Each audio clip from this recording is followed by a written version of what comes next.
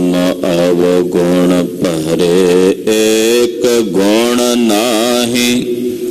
अमृत छाड़ विख विख खाई। माया मोह परम पे भूले। सुतदारा स्यों प्रीत।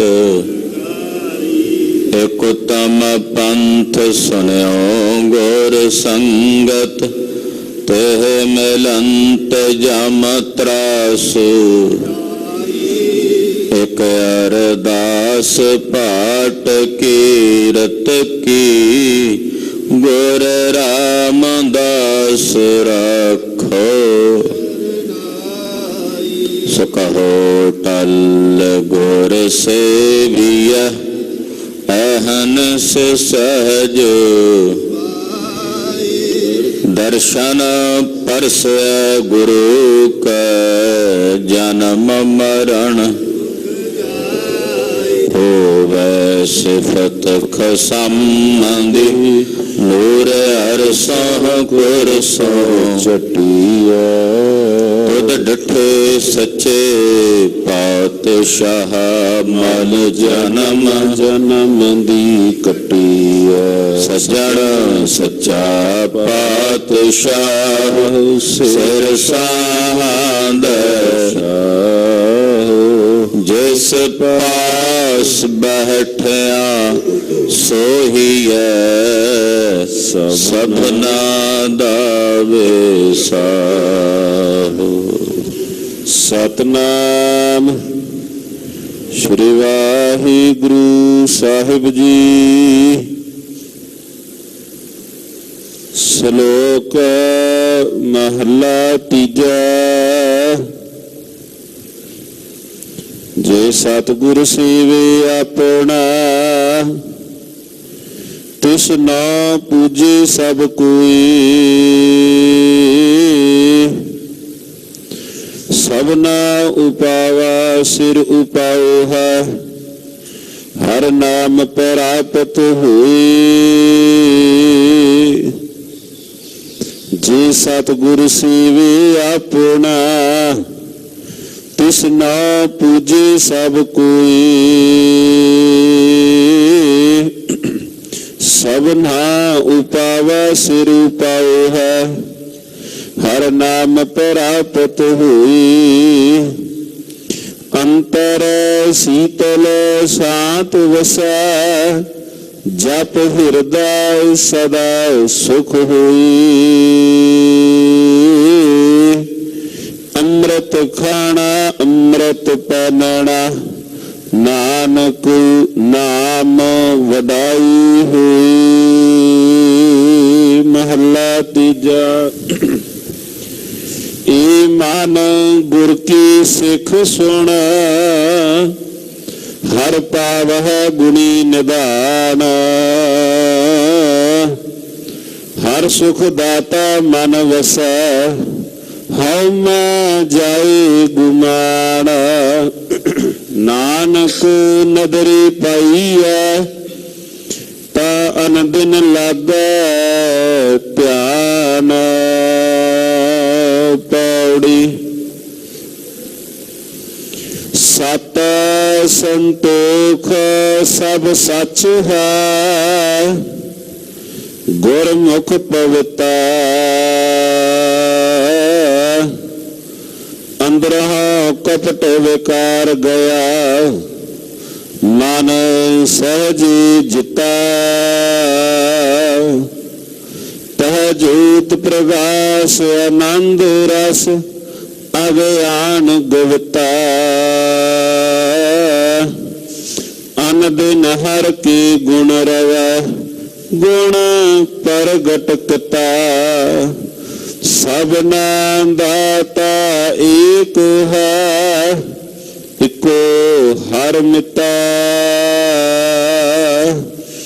अन दिन हर के गुण रवै। गुण प्रगटकता। सबना दाता एक है। इको हर मिता।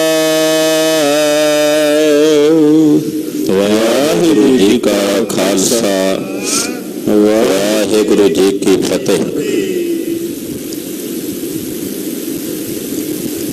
ਜੁਗੋ ਜੁਗ ਅਟਲ ਸ਼ਬਦ ਗੁਰਮੂਰਤ, ਹਾਜ਼ਰਾ ਹਜੂਰ ਜਹਰਾ ਜਹੂਰ, ਸਰਬ ਕਲਾ ਭਰਪੂਰ।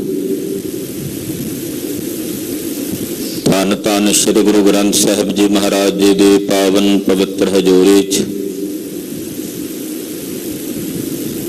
ਅੰਮ੍ਰਿਤ ਵੇਲੇ ਦੇ ਸਜੇ ਹੋਏ ਸੱਚਖੰਡ ਦੀਵਾਨਾਂ 'ਚ ਹਾਜ਼ਰੀਆਂ ਭਰ ਰਹੇ ਗੁਰੂ ਕੀ ਸਾਜੀ ਔਰ ਨਵਾਜੀ ਹੋਈ ਗੁਰੂ ਸਵਰੂਪ ਗੁਰੂ ਖਾਲਸਾ ਸਾਧ ਸੰਗਤ ਜੀਓ, ਧੰਤਾ ਦੇ ਪਾਤਰ ਹੋ।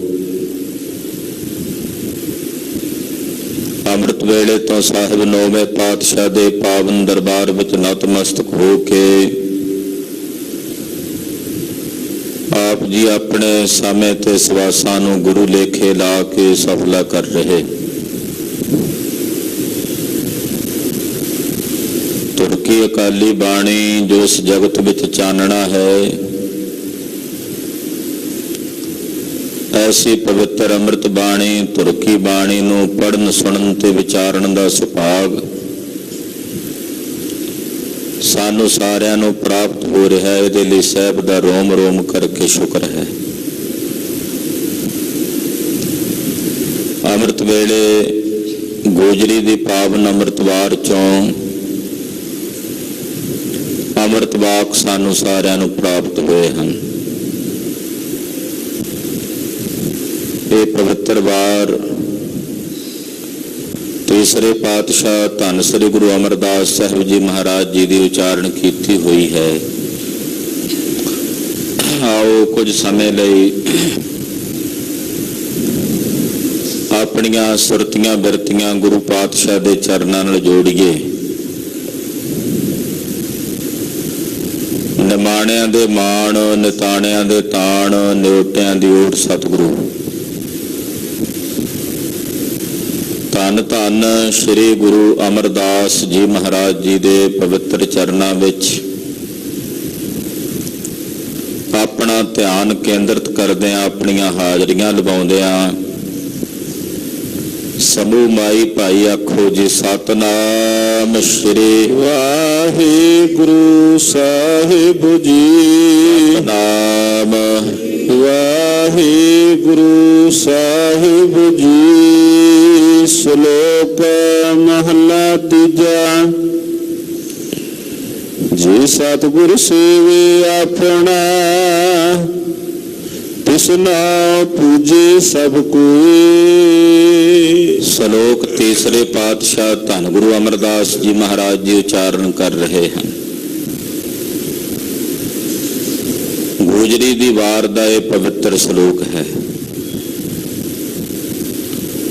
ਜਿਹੜੇ ਸਤਿਗੁਰਾਂ ਨੂੰ, ਆਪਣੇ ਸਤਿਗੁਰਾਂ ਨੂੰ ਸੇਵਦੇ ਨੇ,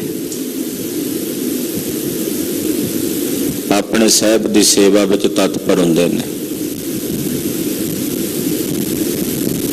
ਉਹਨਾਂ ਦੀ ਪੂਜਾ, ਉਹਨਾਂ ਦਾ ਸਤਿਕਾਰ ਸੰਸਾਰ ਵਿੱਚ ਸਾਰੇ ਪਾਸੇ ਹੁੰਦਾ। ਇਹ ਅਖਰੀ ਅਰਥ ਤੇ ਸਪਸ਼ਟ ਹੀ ਨੇ। ਆਪਣੇ ਸਤਿਗੁਰਾਂ ਨੂੰ ਸੇਵਣ ਵਾਲਿਆਂ ਦੀ ਪੂਜਾ, ਸਤਿਕਾਰ, ਮਾਣ ਉਹ ਸੰਸਾਰ ਦੇ ਵਿੱਚ ਹੁੰਦਾ ਹੈ। ਇਹ ਗੁਰੂ ਨਾਨਕ ਸਾਹਿਬ ਦੇ ਘਰ ਦਾ ਸੁਭਾਅ ਕਹਿ ਸਕਦੇ ਹਾਂ ਕਿ ਇੱਥੇ ਸੇਵਾ ਕਰਨ ਵਾਲਿਆਂ ਨੂੰ ਮਾਣ ਪ੍ਰਾਪਤ ਹੁੰਦਾ। ਸੇਵਾ ਕਰਨ ਵਾਲਿਆਂ ਨੂੰ ਸਤਿਕਾਰ ਮਿਲਦਾ, ਗੱਲਾਂ ਕਰਨ ਵਾਲਿਆਂ ਨੂੰ ਨਹੀਂ।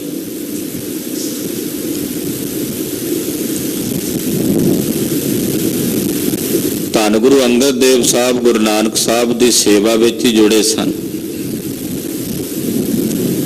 ਔਰ ਸੇਵਾ ਕਰਦਿਆਂ ਕਰਦਿਆਂ ਧੰਨ ਗੁਰੂ ਨਾਨਕ ਸਾਹਿਬ ਜੀ ਦੇ ਹੁਕਮ ਦੀ ਰਜ਼ਾ ਵਿੱਚ ਚੱਲਦਿਆਂ ਇੱਕ ਦਿਨ ਐਸਾ ਆਇਆ, ਸਤਿਗੁਰਾਂ ਦਾ ਰੂਪ ਹੋ ਗਏ ਔਰ ਗੁਰੂ ਅੰਗਦ ਦੇਵ ਸਾਹਿਬ ਬਣ ਕੇ ਸੰਸਾਰ ਦੇ ਵਿੱਚ ਪੂਜਨੀਕ ਹੋ ਗਏ।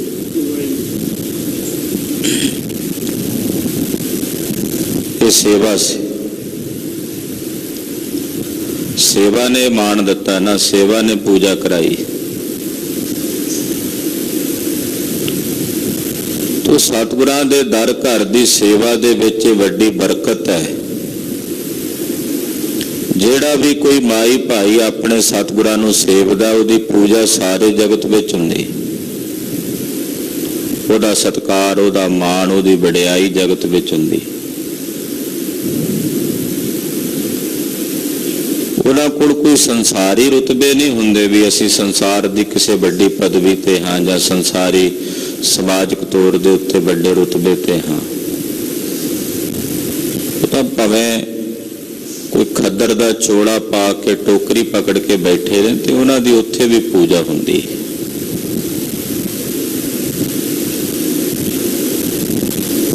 अपने मालक दे दर ते उन्हां दी सोभा, उन्हां दी वडियाई हुंदी। संत बीरमदास जी जैसे महापुरुष जो अपने पटियाले दे नेड़े बदोछी नगर, उत्थे उन्होंने लम्मा समा भजन किया। इहो जे महापुरुषां ने सेवा दा जिहड़ा गुरु घरां दी कार सेवा दा जिहड़ी आरंभता है वो बाबा बीरमदास साहब जी ते उन्हां दे बचनां नाल संत गुरमुख सिंह होणां ने प्रारंभ की। तो कहण तो भाव के सेवा मान दिंदी है। उस सेवा दे प्रताप करके उन्हां महापुरुषां दे पास दुनिया दे बड़े बड़े राजे बादशाह आके शीश झुका के सजदा करते। तां जदों उस गुरु घर दी सेवा करन वाले किसी सेवक दा मान हुंदा है, सत्कार हुंदा समाज विच, तां ओह इह नहीं सोचदे भी ये मान, ये पूजा, ये सत्कार मेरा है। वड्डी खासियत यह है उन्हां विच कि जिन्नी उन्हां दी पूजा सत्कार हुंदा वो निमरता सहित होर झुकदे जांदे ने और ये जाणदे ने कि ये सारी वडियाई मेरे गुरु दी है, मेरे पातशाह दी है, ये सारी शोभा मेरे गुरु दी। ये वडियाई, ये शोभा मेरी नहीं है। मैनू कौन जानदा? मैं अपने गुरु करके जानिया जांदा, सतगुरां दे दर करके जानिया जाता। नहीं तो मेरे जे तो शरीरां वर्गे तो हजारां लखां करोड़ां ने संसार च। जे मेरी ये पूजा है जां इस समाज विच मेरा जे सत्कार है तो वह ये जानते ने मेरे गुरु करके है, मेरे सतगुरां करके। तो ऐसी निमरता उन्हां गुरसिखां विच हुंदी है। सब कहते जिहड़े अपने सतगुरां नूं सेवदे ने उन्हां दी पूजा सारे जगत दे विच हुंदी है। सबना उपावा सिर उपाऊ है, हर नाम प्राप्त होए। दुनिया दे जिन्ने उपाऊ ने उन्हां सारे उपावां विच सब तो वड्डा उपाऊ यही है कि जिस उपाय नाल तुहानूं नाम दी प्राप्ति हो जाए, उहदे वर्गा उपाय कोई नहीं। कई तरह के उपाय मनुख करदा है। कई ब्राह्मणा ज्योतिषियां दे कोल भी जाके उपाऊ कराउंदे है, सियाणिया बाबियां दे कोल भी जाके उपाऊ कराउंदे है। साडी ये समस्या, वो कहते जी आ उपाऊ करो, ये तुहाडी समस्या का समाधान होवेगा। आ बड़े पखंडी दंभी जेड़े ने उन्हां दी अजकल सोशल मीडिया के उत्ते बड़ी ज़्यादा वो अपना प्रचार करते हैं भी असीं आ तुहाडी समस्या दूर कर देंगे, कीता कराया दूर कर देंगे, कोरोना ही खत्म कर देण जे एडे बड़े अपने आप को महान संत कहाउंदे हैं। लोग दुखी ने, परेशान ने, कहते जी असी लोगों दीयां परेशानियां दुख दूर कर रहे हैं। तो इहो जिहियां कोल बड़े जांदे आ उपाऊ कराउण नूं। ਖਾਲਸਾ ਜੀ, ਸਭ ਤੋਂ ਵੱਡਾ ਉਪਾਅ ਮਹਾਰਾਜ ਗੁਰੂ ਅਮਰਦਾਸ ਪਾਤਸ਼ਾਹ ਕਹਿੰਦੇ ਇਹ ਹੈ ਵੀ ਜਿਸ ਉਪਾਅ ਨਾਲ ਤੁਹਾਨੂੰ ਪਰਮੇਸ਼ਰ ਦੇ ਨਾਮ ਦੀ ਪ੍ਰਾਪਤੀ ਹੋ ਜਾਏ, ਨਿਰੰਕਾਰ ਦੇ ਨਾਮ ਦੀ ਪ੍ਰਾਪਤੀ। ਇਹਦੇ ਤੋਂ ਵੱਡਾ ਉਪਾਅ ਕਿਹੜਾ? ਹਰੀ ਪਰਮੇਸ਼ਰ ਦੇ ਨਾਮ ਤੋਂ ਬਿਨਾ ਸੁਖ ਨਹੀਂ ਹੈ। ਸਾਹਿਬ ਕਹਿੰਦੇ ਬੰਦਾ ਕਿਉਂ ਦੁਖੀ ਹੈ? ਕਹਿੰਦੇ ਇੱਕੋ ਇੱਕ ਕਾਰਨ ਹੈ ਕਿ ਹਰੀ ਦੇ ਨਾਮ ਤੋਂ ਬਿਨਾ ਦੁਖੀ ਹੈ। ਹਰ ਕੇ ਨਾਮ ਬਿਨਾ ਦੁਖ ਪਾਵੈ, ਹਰ ਕੇ ਨਾਮ ਬਿਨਾ ਦੁਖ ਪਾਵੈ, ਨਾਮ ਬਿਨਾ ਦੁਖ ਪਾਵੈ, ਹਰ ਕੇ ਨਾਮ ਬਿਨਾ ਦੁਖ ਪਾਵੈ। ਨਾਮ ਬਿਨਾ ਦੁਖ ਪਾਵੈ, ਹਰ ਕੇ ਨਾਮ ਬਿਨਾ ਦੁਖ ਪਾਵੈ। ਨਾਮ ਬਿਨਾ ਦੁਖ ਪਾਵੈ, ਹਰ ਕੇ ਨਾਮ ਬਿਨਾ ਦੁਖ ਪਾਵੈ। ਇਹ ਜਿੰਨੇ ਦੁੱਖ ਚੰਬੜੇ ਹੋਏ ਨੇ ਨਾਮ ਬਿਨਾ ਹੀ ਹਨ। ਇਹ ਜਨਮ ਮਰਨ ਦਾ ਦੁੱਖ ਵੀ ਤਾਂ ਵੱਡਾ, ਸਾਰੇ ਦੁੱਖ ਇਹਦੇ ਵਿੱਚ ਹੀ ਨੇ। ਤੋ ਹਰੀ ਅਕਾਲ ਪੁਰਖ ਪਰਮੇਸ਼ਰ ਦੇ ਨਾਮ ਦੀ ਪ੍ਰਾਪਤੀ ਦਾ ਜਿਹੜਾ ਉਪਾਅ ਹੈ ਨਾ, ਉਹ ਸਭ ਤੋਂ ਵੱਡਾ ਉਪਾਅ ਹੈ। ਐਸਾ ਉਪਾਅ ਕਰੋ, ਕੋਈ ਐਸਾ ਯਤਨ ਕਰੋ ਜਿਸ ਨਾਲ ਤੁਹਾਨੂੰ ਹਰੀ ਦੇ ਨਾਮ ਦੀ ਪ੍ਰਾਪਤੀ ਹੋ ਜਾਵੇ। ਅੰਤਰ ਸੀਤਲ ਸ਼ਾਂਤ ਵਸੈ, ਜਪ ਹਿਰਦੈ ਸਦਾ ਸੁਖ ਹੋਏ। ਉਹਨਾਂ ਦੇ ਅੰਦਰ ਹਿਰਦੇ ਵਿੱਚ ਸ਼ੀਤਲਤਾ ਤੇ ਸ਼ਾਂਤੀ ਵਸਦੀ ਹੈ। ਔਰ ਹਰੀ ਅਕਾਲ ਪੁਰਖ ਪਰਮੇਸ਼ਰ ਦੇ ਨਾਮ ਨੂੰ ਜਪ ਕੇ ਉਹਨਾਂ ਦਾ ਹਿਰਦਾ ਸਦਾ ਲਈ ਸੁਖੀ ਹੋ ਜਾਂਦਾ। ਜਪ ਹਿਰਦਾ ਸਦਾ ਸੁਖ ਹੋਏ। ਪਰਮੇਸ਼ਰ ਦੇ ਜਾਪ ਨੂੰ ਜਪ ਕੇ ਉਹਨਾਂ ਦੇ ਹਿਰਦੇ ਵਿੱਚ ਸਦਾ ਲਈ ਸੁਖ ਹੋ ਜਾਂਦਾ ਹੈ। ਉਹ ਸਦਾ ਲਈ ਸੁਖੀ ਹੋ ਜਾਂਦੇ ਹਨ। ਅੰਮ੍ਰਿਤ ਖਾਣਾ ਅੰਮ੍ਰਿਤ ਪਹਿਨਣਾ, ਨਾਨਕ ਨਾਮ ਵਡਾਈ ਹੋਈ। ਉਹਨਾਂ ਦਾ ਖਾਣਾ, ਉਹਨਾਂ ਦਾ ਪਹਿਨਣਾ ਅੰਮ੍ਰਿਤ ਹੋ ਜਾਂਦਾ, ਯਾਨੀ ਕਿ ਸਫਲ ਹੋ ਜਾਂਦਾ। ਪੁੱਛਿਆ ਮਹਾਰਾਜ ਜੀ ਕਿਹਨਾਂ ਦਾ? ਕਹਿੰਦੇ ਜਿਨ੍ਹਾਂ ਨੂੰ ਹਰੀ ਦੇ ਨਾਮ ਦੀ ਵਡਿਆਈ ਪ੍ਰਾਪਤ ਹੁੰਦੀ। ਜਿਹੜੇ ਨਾਮ ਜਪਦੇ ਨੇ, ਨਾਮ ਜਪਣ ਵਾਲਿਆਂ ਦਾ ਖਾਣਾ ਸਫਲ, ਉਹਨਾਂ ਦਾ ਪਹਿਨਣਾ ਵੀ ਸਫਲ। ਦੂਸਰਾ ਅਰਥ ਫਰੀਦਕੋਟੀ ਟੀਕੇ ਵਿੱਚ ਜੋ ਵਿਦਵਾਨ ਜਨਾਂ ਨੇ ਕੀਤਾ ਹੈ, ਸ੍ਰੀ ਗੁਰੂ ਗ੍ਰੰਥ ਸਾਹਿਬ ਦਾ ਸਭ ਤੋਂ ਪੁਰਾਤਨ ਟੀਕਾ ਫਰੀਦਕੋਟੀ ਟੀਕਾ ਹੈ। ਪਹਿਲਾ ਟੀਕਾ ਸੰਪੂਰਨ। ਉਹ ਕਹਿੰਦੇ ਅੰਮ੍ਰਿਤ ਨੂੰ ਖਾਣਾ, ਯਾਨੀ ਕਿ ਨਾਮ ਨੂੰ ਜਪਣਾ। ਜਿਹੜੇ ਗੁਰਮੁਖ ਨੇ ਉਹ ਨਾਮ ਨੂੰ ਜਪਦੇ ਆ, ਇਹ ਹੈ ਖਾਣਾ, ਅੰਮ੍ਰਿਤ ਖਾਣਾ। ਫਿਰ ਇਸ ਅੰਮ੍ਰਿਤ ਨੂੰ ਪਹਿਨਣਾ। ਪਹਿਨਣ ਦਾ ਮਤਲਬ ਹੈ ਕਿ ਨਾਮ ਨੂੰ ਕੰਨਾਂ ਦੁਆਰਾ ਸੁਣਨਾ। ਸੁਣਨ ਦਾ ਮਤਲਬ ਪਹਿਨਣਾ, ਪਹਿਨਣ ਦਾ ਮਤਲਬ ਸੁਣਨਾ। ਕਿ ਨਾਮ ਨੂੰ ਜਪਣਾ ਤੇ ਨਾਮ ਨੂੰ ਸੁਣਨਾ, ਅੰਮ੍ਰਿਤ ਨਾਮ ਨੂੰ। ਔਰ ਅੰਮ੍ਰਿਤ ਨਾਮ ਨੂੰ ਖਾਂਦਿਆਂ, ਭਾਵ ਜਪਦਿਆਂ ਤੇ ਸੁਣਦਿਆਂ, ਇਸ ਨਾਮ ਦੁਆਰਾ ਵਡਿਆਈ ਦੀ ਪ੍ਰਾਪਤੀ ਹੁੰਦੀ। ਕੀ ਵਡਿਆਈ ਮਿਲਦੀ ਹੈ? ਨਾਮ ਜਪ ਕੇ ਵਡਿਆਈ ਮਿਲਦੀ ਹੈ ਕਿ ਇਹਦੀ ਜ਼ਿੰਦਗੀ, ਇਹਦਾ ਜੀਵਨ ਸਫਲ ਹੋ ਜਾਂਦਾ ਹੈ। ਇਹ ਸਭ ਤੋਂ ਵੱਡੀ ਵਡਿਆਈ ਹੈ। ਹਾਂਜੀ। ਮਹੱਲਾ ਤੀਜਾ। ਏ ਮਨ ਗੁਰ ਕੀ ਸਿੱਖ ਸੁਣ, ਹਰ ਪਾਵ ਹੈ ਗੁਣੀ ਨਿਦਾਨ। ਧੰਨ ਗੁਰੂ ਅਮਰਦਾਸ ਜੀ ਫਰਮਾਉਂਦੇ ਹਨ, ਏ ਮੇਰਿਆ ਮਨਾ, ਗੁਰੂ ਕੀ ਸਿੱਖਿਆ ਨੂੰ ਸੁਣ। ਗੁਰੂ ਕੀ ਸਿੱਖਿਆ ਨੂੰ ਸੁਣ ਤੇ ਮੰਨ, ਕਿਉਂਕਿ ਸਤਿਗੁਰਾਂ ਦੀ ਸਿੱਖਿਆ ਦੇ ਵਿੱਚ ਸਾਰੇ ਗੁਣਾਂ ਦਾ ਖਜ਼ਾਨਾ ਹੈ। ਗੁਰੂ ਕੀ ਜਿਹੜੀ ਸਿੱਖਿਆ ਹੈ, ਇਹਦੇ 'ਚ ਸਾਰੇ ਨਿਧਾਨ ਨੇ। ਨਿਧਾਨ ਦਾ ਮਤਲਬ ਹੁੰਦਾ ਖਜ਼ਾਨਾ। ਦੁਨੀਆ ਦੇ ਜਿੰਨੇ ਖਜ਼ਾਨੇ ਨੇ ਉਹ ਸਤਿਗੁਰਾਂ ਦੀ ਸਿੱਖਿਆ ਦੇ ਵਿੱਚ ਨੇ, ਗੁਰੂ ਕੀ ਸਿੱਖਿਆ ਵਿੱਚ ਨੇ। ਇਸ ਕਰਕੇ ਹੇ ਮੇਰਿਆ ਮਨਾ, ਤੂੰ ਜਿੰਨੇ ਗੁਣ ਚਾਹੁੰਦਾ ਵੀ ਤੈਨੂੰ ਗੁਣ ਚਾਹੀਦੇ ਨੇ, ਤੈਨੂੰ ਗੁਣਾਂ ਦਾ ਖਜ਼ਾਨਾ ਚਾਹੀਦਾ, ਤਾਂ ਫਿਰ ਗੁਰੂ ਕੀ ਸਿੱਖਿਆ ਨੂੰ ਸੁਣ। ਹਾਂਜੀ। ਹਰ ਸੁਖ ਦਾਤਾ ਮਨ ਵਸੈ, ਹਉ ਬੈ ਜਾਏ ਗੁਮਾਨ। ਹਰੀ ਸੁੱਖਾਂ ਦਾ ਦਾਤਾ ਹੈ, ਇਹ ਉਹਨਾਂ ਦੇ ਮਨ ਵਿੱਚ ਵਸਦਾ ਹੈ ਜਿਨ੍ਹਾਂ ਦੇ ਹਿਰਦੇ ਚੋਂ ਹਉਮੈ ਤੇ ਗੁਮਾਨ ਚਲਾ ਜਾਂਦਾ ਹੈ, ਹੰਕਾਰ ਤੇ ਅਭਿਮਾਨ ਚਲਾ ਜਾਂਦਾ ਹੈ।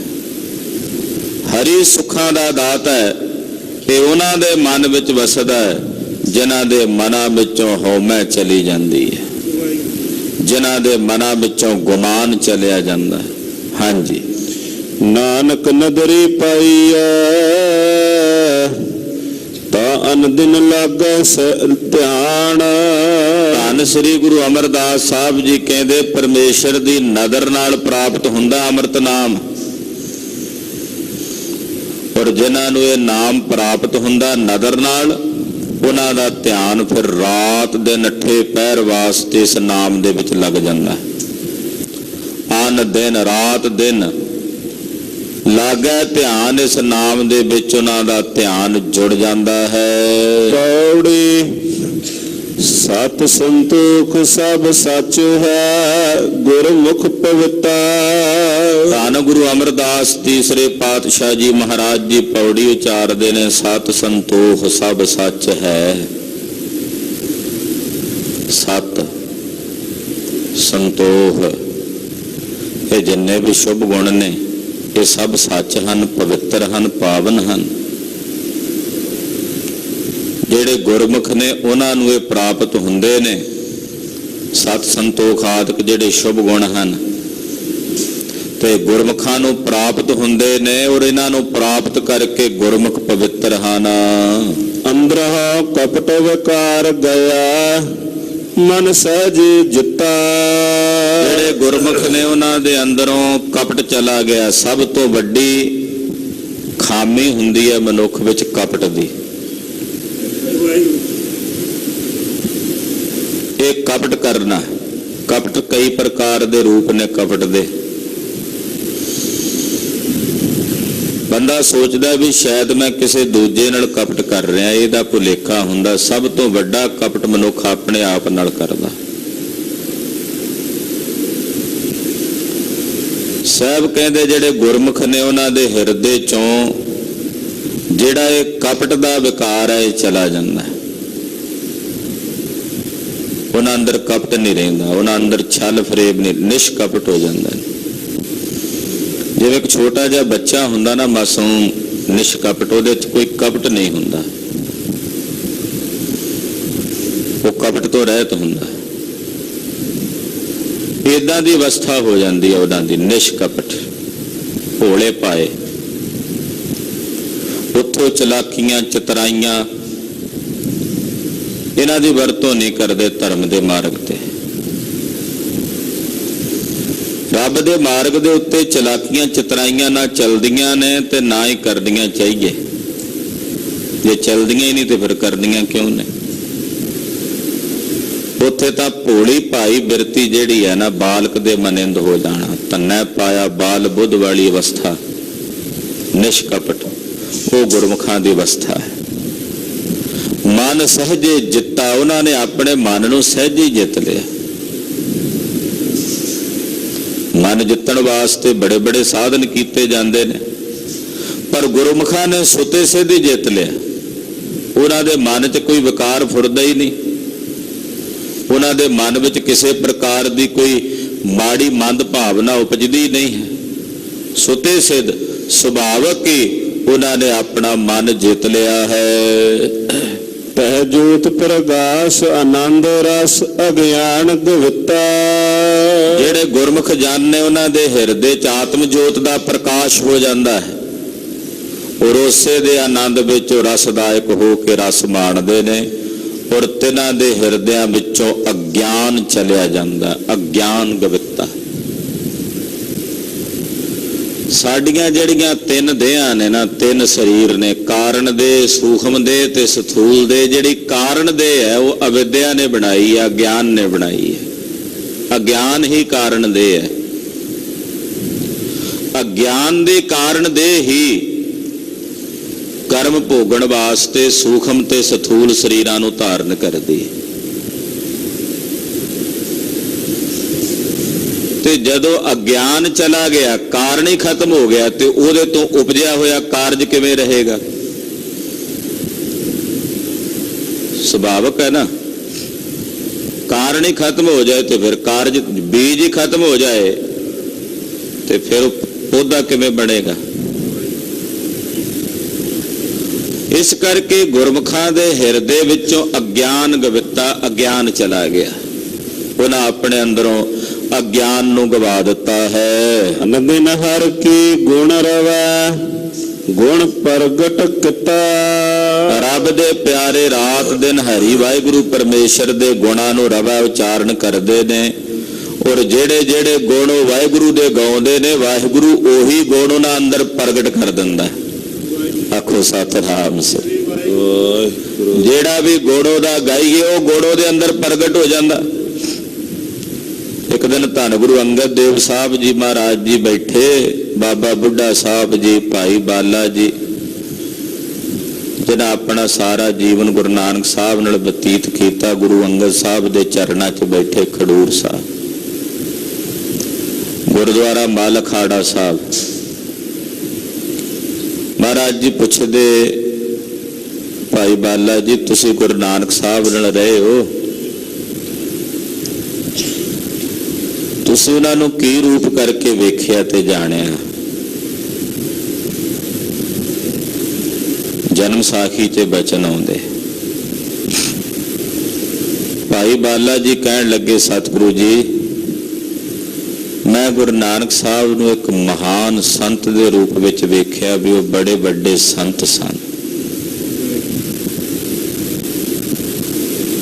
ਧੰਨ ਗੁਰੂ ਅੰਗਦ ਦੇਵ ਸਾਹਿਬ ਜੀ ਕਹਿੰਦੇ, ਭਾਈ ਬਾਲਾ ਜੀ, ਤਦੇ ਤੁਸੀਂ ਸੰਤ ਹੋ ਗਏ ਹੋ, ਤਦੇ ਤੁਸੀਂ ਸੰਤ ਬਣ ਗਏ। ਬਾਬਾ ਬੁੱਢਾ ਸਾਹਿਬ ਜੀ, ਤੁਸੀਂ ਕਿਵੇਂ ਵੇਖਿਆ ਉਹਨਾਂ ਨੂੰ? ਬਾਬਾ ਬੁੱਢਾ ਸਾਹਿਬ ਜੀ ਕਹਿੰਦੇ, ਮੈਨੂੰ ਤਾਂ ਉਹ ਬੜੇ ਵੱਡੇ ਮਹਾਨ ਬ੍ਰਹਮ ਗਿਆਨੀ ਜਾਪਦੇ ਸਨ। ਤੇ ਗੁਰੂ ਅੰਗਦ ਸਾਹਿਬ ਕਹਿੰਦੇ, ਤਦੇ ਤੁਸੀਂ ਵੀ ਬ੍ਰਹਮ ਗਿਆਨੀ ਹੋ ਗਏ ਬਾਬਾ ਬੁੱਢਾ ਸਾਹਿਬ।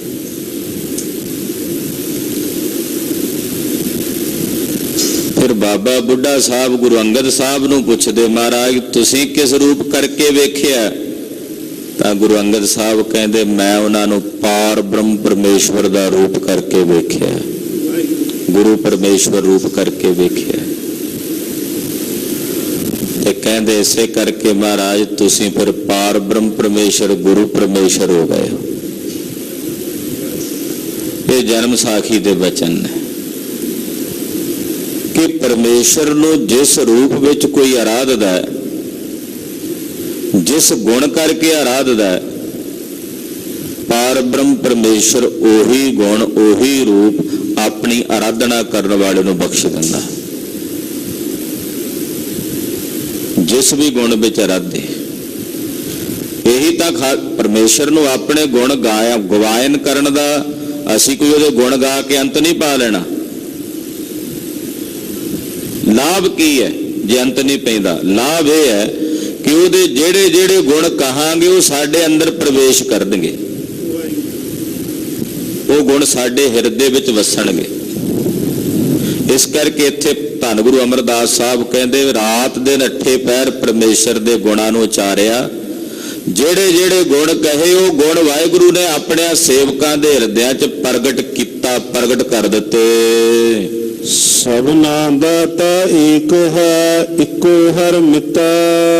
ਸਾਰੇ ਸੰਸਾਰ ਦਾ ਦਾਤਾ ਇੱਕੋ ਹੀ ਹੈ, ਦੂਜਾ ਦਾਤਾ ਕੋਈ ਨਹੀਂ ਹੈ। ਇੱਕੋ ਦਾਤਾ ਹੈ ਤੇ ਇੱਕੋ ਹੀ ਸਾਰਿਆਂ ਦਾ ਮਿੱਤਰ ਹੈ। ਇੱਕੋ ਦਾਤਾ ਹੈ ਤੇ ਇੱਕੋ ਹੀ ਸਾਰਿਆਂ ਦਾ ਮਿੱਤਰ ਹੈ। ਦਾਵਾ ਕਰਨ ਵਾਲੇ ਕਹਿੰਦੇ, ਮੈਂ ਵੀ ਤੇਰਾ ਮਿੱਤਰ ਹਾਂ, ਮੈਂ ਵੀ ਦਾਤਾ ਹਾਂ, ਪਰ ਉਹ ਦਾਤੇ ਤਾਂ ਮੇਰੇ ਉਸ ਸਹਿਬ ਰੂਪੀ ਦਾਤੇ ਦੇ ਚਰਨਾਂ ਵਿੱਚ ਮੰਗਤੇ ਨੇ। ਔਰ ਦੁਨੀਆ ਦੇ ਮਿੱਤਰ ਪਲਾਂ ਵਿੱਚ ਸਾਥ ਛੱਡ ਜਾਣ ਵਾਲੇ ਨੇ। ਤੋ ਨਿਰੰਕਾਰ ਅਕਾਲ ਪੁਰਖ ਪਰਮੇਸ਼ਰ ਵਰਗਾ ਕੋਈ ਮਿੱਤਰ ਨਹੀਂ।